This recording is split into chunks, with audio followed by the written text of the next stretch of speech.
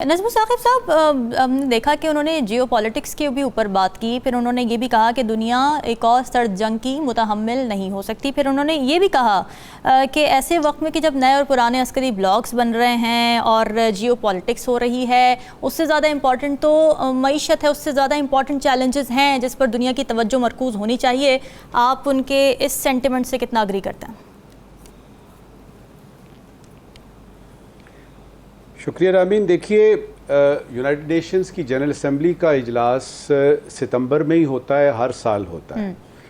तो पिछले इजलास से जो नया इजलास है उस दौरान में जो ख़ास वाक़यात पेश आते हैं, बेसिकली किसी भी मुल्क के हेड ऑफ़ स्टेट या हेड ऑफ़ गवर्नमेंट या रिप्रेजेंटेटिव का फोकस उनकी तरफ होता है। उसमें अपनी वो फॉरेन पॉलिसी के कंटूर्स मिलाते हैं और दुनिया को बताते हैं कि जो हमारा मुल्क है वो इन सारे चीज़ों को कैसे देख रहा है, हम क्या कहना चाहते हैं, दुनिया हमसे क्या सुनना चाहती है।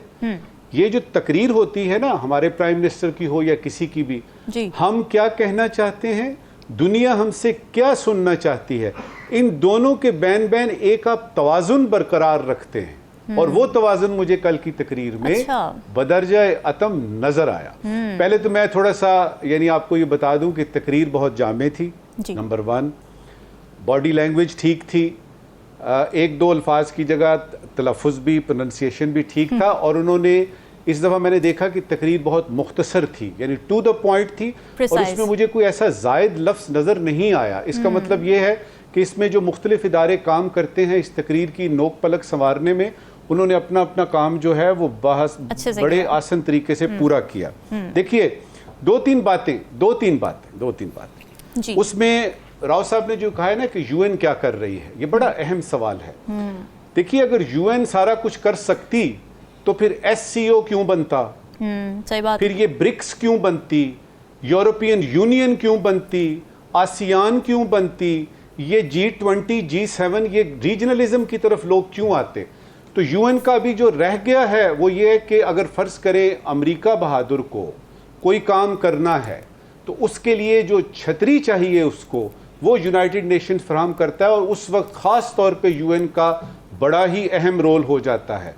दूसरा रोल हो जाता है आपके जो पीस कीपिंग आपकी वो जो है ना, जो फोर्सेस होती है जो दुनिया भर में जाके उन जंगों को देखती है, ख़ासतौर पे अफ्रीका में जो ख़ासतौर पर उसमें पाकिस्तान नंबर 1 है। सबसे ज़्यादा जो पीस कीपिंग फोर्सेस में यूएन है। अब यह कि यूएन को ख़त्म कर दिया जाए, मेरा नहीं ख्याल, क्योंकि उसकी अपनी एक यूटिलिटी है।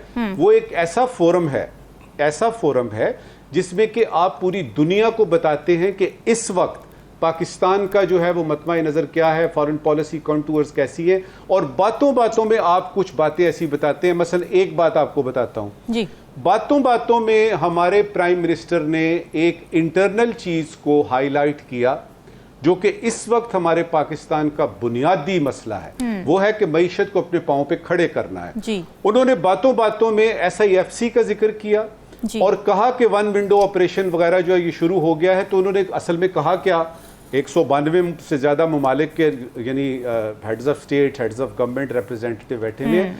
तो सिर्फ UAE और सऊदी अरेबिया और कतर, बहरीन वगैरह नहीं, आप सब मुल्कों के लिए हमने ये SIFC किया। और उन्होंने कुछ ख़ास जो इक़दामात हुए हैं पाकिस्तान में उनका उन्होंने बातों में जिक्र किया। मेरे नज़दीक ये एक बहुत अच्छा पॉइंट था, क्योंकि आप अपने मुल्क के अंदरूनी पॉलिसी, अंदरूनी पॉलिटिक्स, अंदरूनी हिसाब किताब को नहीं बता सकते इस फोरम पे, अनलेस कि मसलन ये है कि जी फैटफ ने आप पे कोई लगाई ऐसी कोई कदगन और आपने वो लॉज बना लिए मनी लॉन्ड्रिंग मनी लॉन्ड्रिंग के बारे में या एंटी टेररिज्म एक्टिविटीज़ के बारे में। तो आप दुनिया को बताते हैं कि हमने ये कर लिया, फैटफ के बारे में हमने ये कर लिया। ओवरऑल जो है जाहिर है इस पर हमने ये बात अभी जारी रखनी है। एक और बात जो इस वक्त के लिए बड़ी अहम है, क्लाइमेट चेंज के सब्जेक्ट को इस तकरीर ने अपने एंगल से, पाकिस्तान के एंगल से बड़े अच्छे तरीके से ना सिर्फ पोर्ट्रे किया, मिसाल के तौर पे बजाय इसके कि ज़्यादा तवज्जो इस पे हो कि आपने जो है वो 1% और 99% उन्होंने सैलाब की बात की और उसमें प्रोजेक्ट्स की बात की। और उन प्रोजेक्ट्स में एक फिक्रा बड़ा ज़रूरी है, उसके बाद आप आगे ले चलिएगा।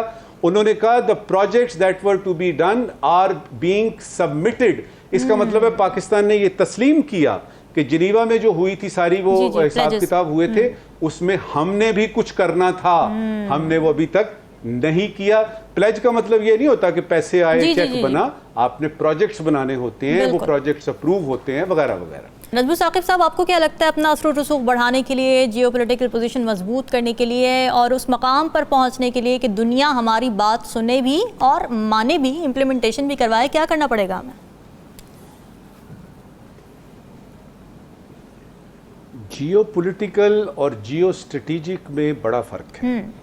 इसी तरह से जियो इकोनॉमिक्स एक अलहदा चीज़ है। जी, हम लोग जब यूज़ करते हैं कि पाकिस्तान की जियो स्ट्रेटेजिक पोजीशन जो है वो बड़ी अच्छी है, उसका मतलब ये होता है कि स्ट्रेटेजिकली लोकेटेड है, ज्योग्राफी की बात हो रही है, और इर्द गिर्द जो सारे ममालिक हैं वो बड़े अहम हैं किसी न किसी हवाले से। जियो पोलिटिकल की एक और चीज़ है, जियो स्ट्रेटेजिक एक और चीज़ है। सही। रामीन लेक्चर नहीं देते जी, वो मैं क्यों कह रहा हूँ ये लेक्चर नहीं देते, वो इसलिए कि जब आप यूएन में होते हैं तो आप अपनी पोजीशन का आपको पता होता है। अब पाकिस्तान अगर इकोनॉमिकली देखें तो यूएन में कितना फंड देता है, किन कौन कौन से यूएन के इदारे हैं जिसमें पाकिस्तान ने हो सकता है कई जगहों पे तो कई सालों से फंड ही नहीं दिया, बिल्कुल ऐसे, जो हमारी जिम्मेदारी है। बिल्कुल आप देखते हैं आपकी पोजीशन क्या है, आपकी पोजीशन सिफारती और सियासी पोजीशन क्या है और इकोनॉमिक पोजीशन क्या है, उसके मुताबिक आप फिर उस फोरम को यूज करते हैं। फिर दूसरी बात यह है कि सारे के सारे टॉपिक्स आप इस फोरम पे नहीं करते। मिसाल के तौर पे क्या हिंदुस्तान का जब रिप्रेजेंटेटिव आएगा तो क्या वो बताएगा कि हिंदुस्तान में देखिए हर रोज 421 लोग भूख की वजह से मर जाते हैं? सही बात। वो मर के भी नहीं बताएगा, वो क्यों बताएगा भाई? या हिंदुस्तान में इस वक्त जो है वो फाशिज्म है, हिंदुस्तान में इस वक्त हिंदुत्व की बात हो रही है, हिंदुस्तान में देखिए प्रेस को, जो हमारा जो Indian illegally occupied Jammu and Kashmir है उसमें तो सारा प्रेस ही इन्होंने जला दिया है, खाक कर दिया है, लोगों को मार दिया है, सहाफियों को। तो क्या वो बताएगा कि देखिए हम सहाफियों के साथ ये कर रहे हैं? ऐसा नहीं होता। देखिए एक होता है आप मल्टीलैटरल फोरम पे हैं, ये एक मल्टीलैटरल ग्लोबल फोरम है, इसके टॉपिक्स, इसकी टोन, इसकी लैंग्वेज, इसके सब्जेक्ट्स अलहदा होते हैं। इस तरह के मामला आप करते हैं बायलैटरल लेवल पे, जिसमें कि आप दो तरफा बात हो रही होती है किसी एक मुल्क से, वो आपसे पूछता है जी कि आपके यहाँ फलानी फलानी जगह पे ये बात हो रही है, इसको बता दीजिए। एक बात इस्लामोफोबिया की बड़ी जरूरी यहाँ पे करना चाहूंगा, हो सकता है कि हमारी ये बात जो है वो फॉरेन ऑफिस में या कहीं सुनी जा रही है, जो इस्लामोफोबिया की बात करते हैं।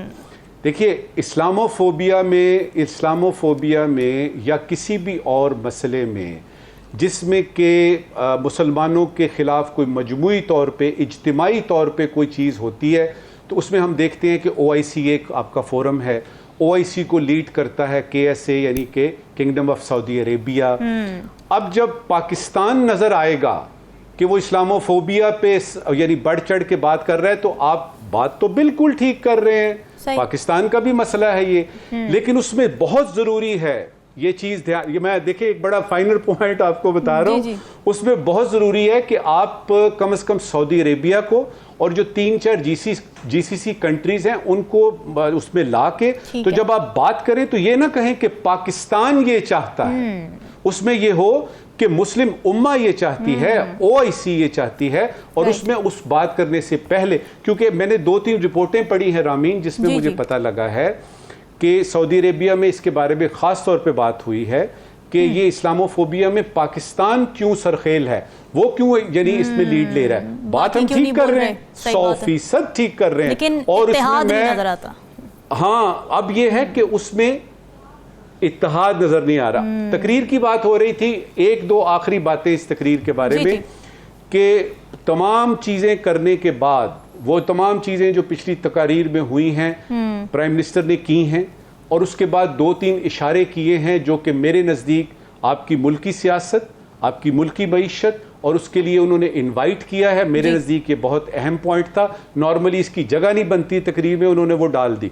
दूसरा ये है कि जितने अहम सियासी और सिफारती महाज पे हमें मसाइल दरपेश थे वो उन्होंने हाईलाइट किए हैं और अपनी पोजीशन बताई है। याद रखिएगा कि इस तरह की ग्लोबल फोरम पे, इस तरह के ग्लोबल एटमॉस्फेयर में आप अपनी इंटरनल पॉलिटिकल सिचुएशन डिस्कस नहीं करते।